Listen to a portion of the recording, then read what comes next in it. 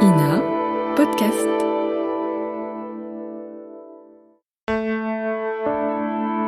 Ina Podcast.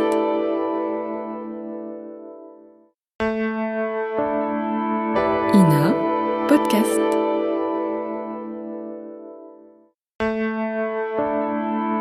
Ina Podcast.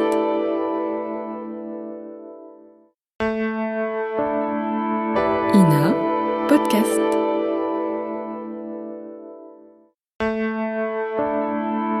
Ina Podcast.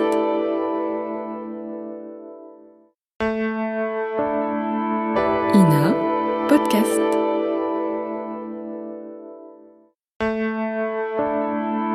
Ina Podcast.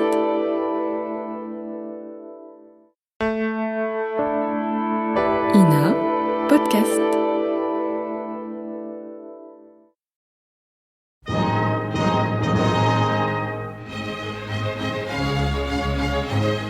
Bon baiser de partout.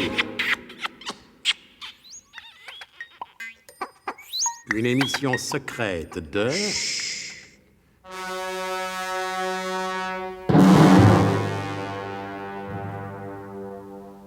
Donc, étant venus en badaud, comme des milliers de Parisiens dans les jardins de la Muette, assister au premier vol en montgolfière de Pilâtre de Rosier et du marquis d'Arlande, le colonel de Guerlas a la douloureuse surprise de constater que la dite montgolfière est occupée par le professeur slalom Jérémy Ménherlache et mademoiselle Trouscotte.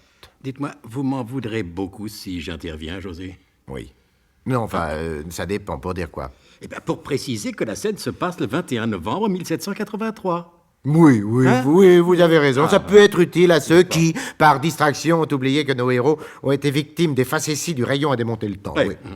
Le lendemain de ce jour fameux, le révérend père Paudemurge fut abordé dans la rue par une jeune femme à l'allure, comment dirais-je, assez libre. Non?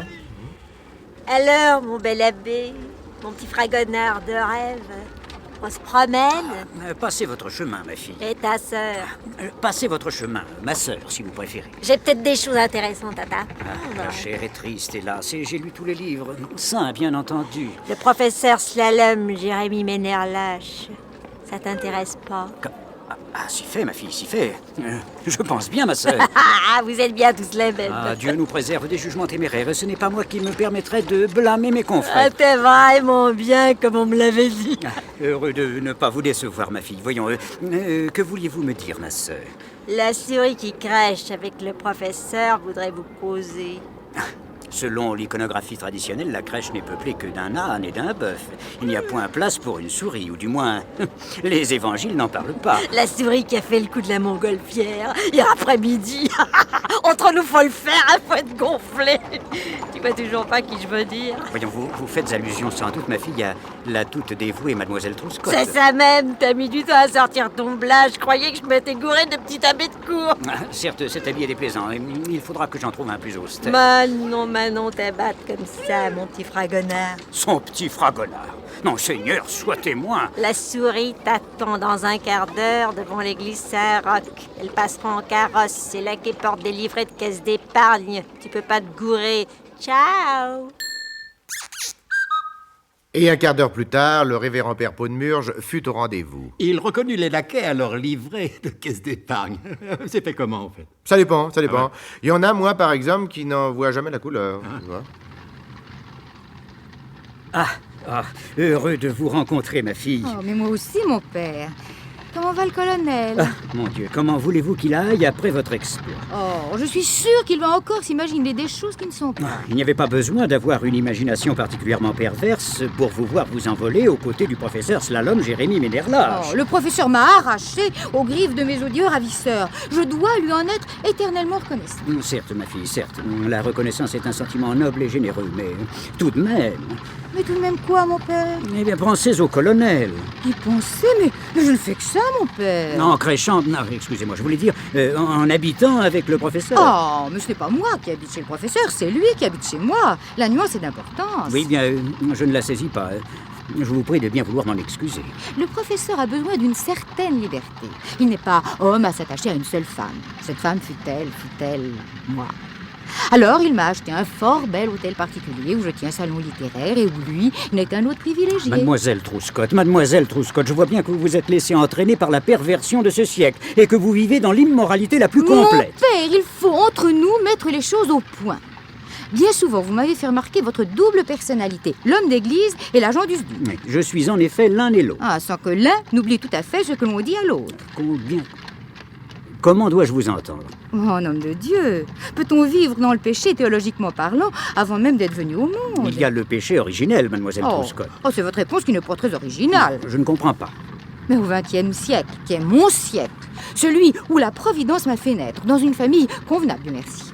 Bien que n'étant pas unie par les liens sacrés du mariage, j'ai toujours été fidèle à Hubert. Enfin, je veux dire au colonel de Gerlas.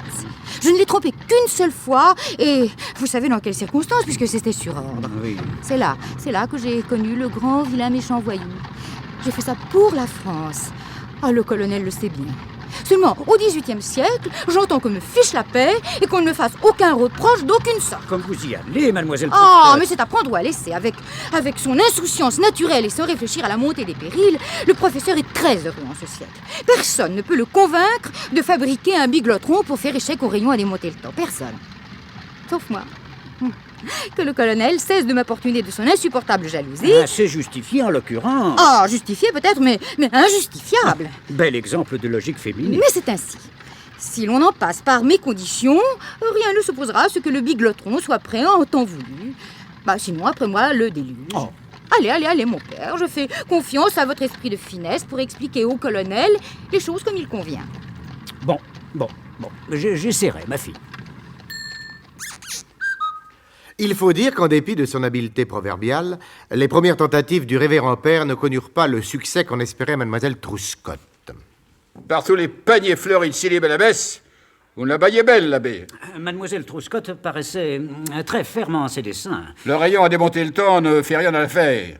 C'est trop facile de changer de pays ou de siècle pour s'imaginer qu'on peut échapper à la morale usuelle. Mademoiselle Trousscott a cru devoir me faire remarquer que vous n'étiez pas unis par les liens sacrés du mariage. Non, venons pas sur ce chapitre, mon père. Voyons, vous savez bien que ce mariage est impossible.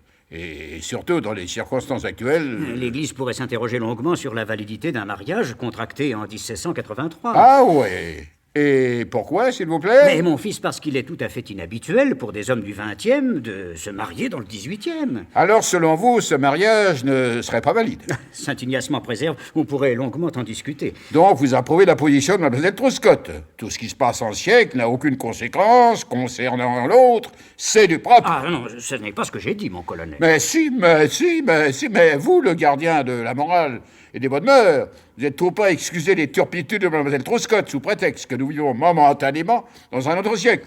Ce n'est plus votre paroisse, ça ne vous regarde plus. Ah, belle mentalité.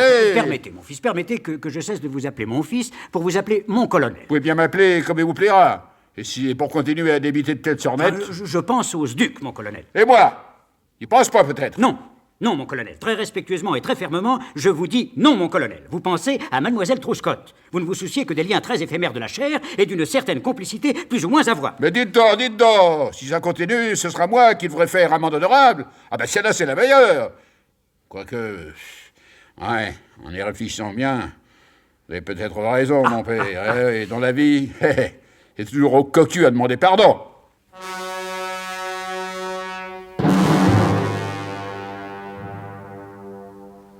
Le colonel surmontera-t-il cette vague d'amertume qui le submerge et acceptera-t-il les conditions posées par mademoiselle Trousscott? Je ne vois pas comment il pourrait faire autrement. Ça tombe bien parce qu'on ne vous demande pas votre avis. Et ce récit ménageant quelques surprises, je vous conseille de faire comme tout le monde, c'est-à-dire de vous mettre à l'écoute des prochains épisodes de notre grand feuilleton d'espionnage et de psychologie spatio-temporelle. Bon baiser de partout. C'était Bon baiser de partout. Une émission secrète de...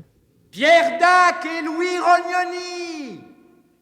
Décryptage et mise en code, Jean-Wilfried Garrett.